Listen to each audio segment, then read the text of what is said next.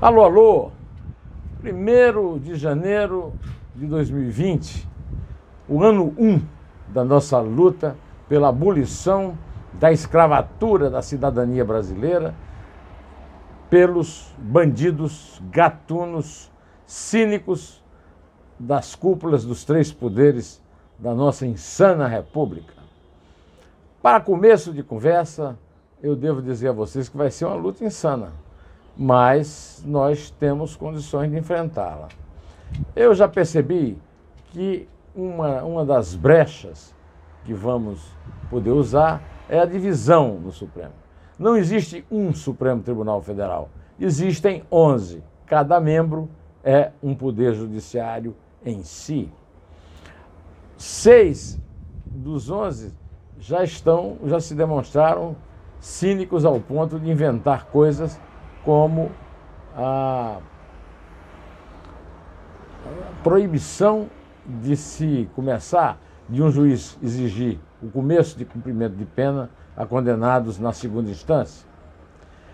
E a outra questão é a questão do tal do juizado de garantias. O juizado de garantias tem a participação na sua criação, participação criativa mesmo, de Alexandre de Moraes.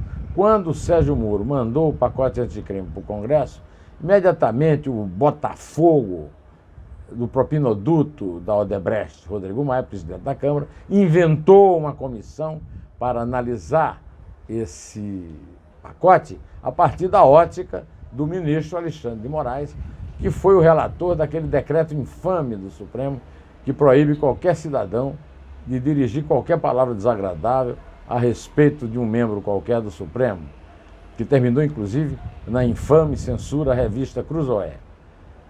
Eu lembro que o Mário Sabino falou que não esquece, eu também não esqueço. Pois é, ele usou como instrumentos dele o Centrão, através da deputada Margarete Coelho, que é a presidente dessa tal comissão inventada pelo Maia, do PP do Piauí. PP, como vocês sabem, é um dos partidos, uma das legendas, que mais ofereceram membros para as suspeições da Operação Lava Jato e de outras operações de combate à corrupção. O Paulo Teixeira completou o time para escrever esse absurdo de que tem um juiz a mais, de dobrar o número de juízes no Brasil para que tenha um juiz de garantias, cujo trabalho já é feito pelas turmas de 3 desembargadores dos tribunais regionais federais. Pedir licença porque está muito seco. Peço desculpa pelas lufadas de vento aqui no som, mas é o jeito. Fazemos aqui porque eu não tenho outra solução.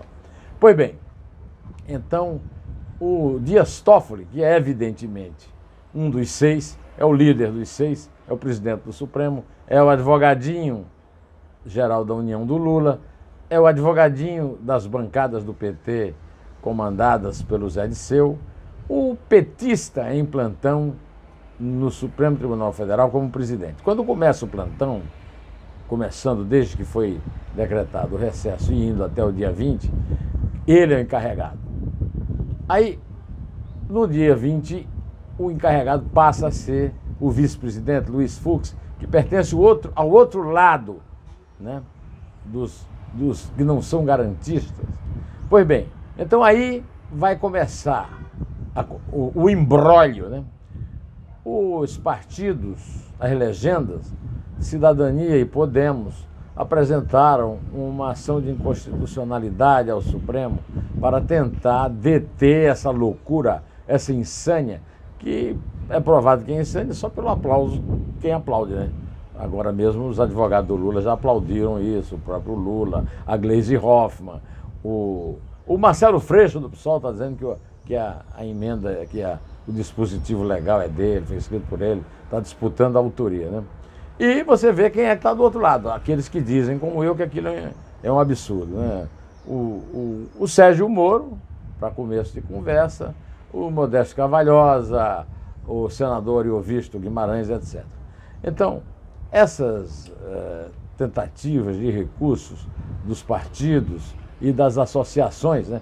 A Associação dos Magistrados Brasileiros e a Associação dos Juízes Federais do Brasil, Essas não terão chance enquanto o Dias Toffoli estiver no plantão, mas passam a ter chance de uma decisão monocrática a favor do bem pelo ministro Luiz Fux.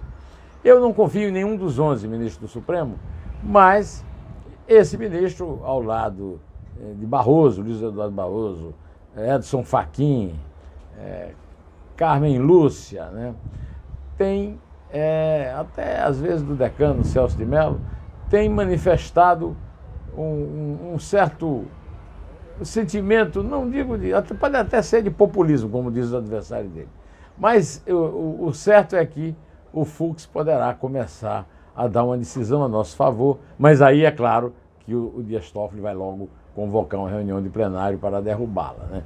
Ele não quer nenhum impedimento, ele já fez questão de dizer que mandou um recado para o Bolsonaro de que a decisão era legal, era constitucional. Então ninguém que espere nenhuma ajuda dele. Mas eu estava aqui nessa varanda que vocês estão me vendo, de frente, o mar fica um pouco longe, mas fica aqui na frente, numa rede, e fiquei pensando numa coisa. Nós não vamos ter muitas chances no Congresso.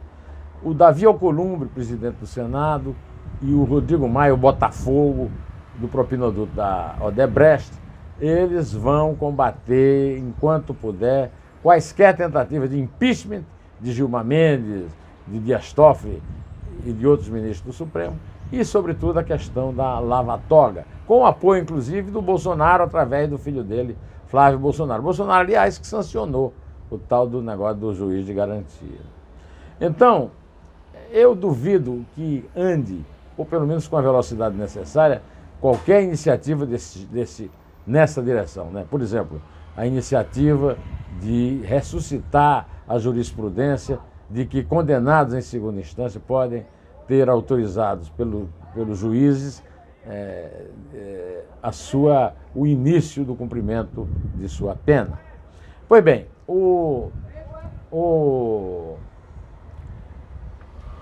essa coisa no Congresso não pega, porque no Congresso ou tem condenado, ou tem acusado, ou tem indiciado, ou tem processado, ou tem a temeroso, aquele que sabe que participou da safadeza e tem medo de ser atingido.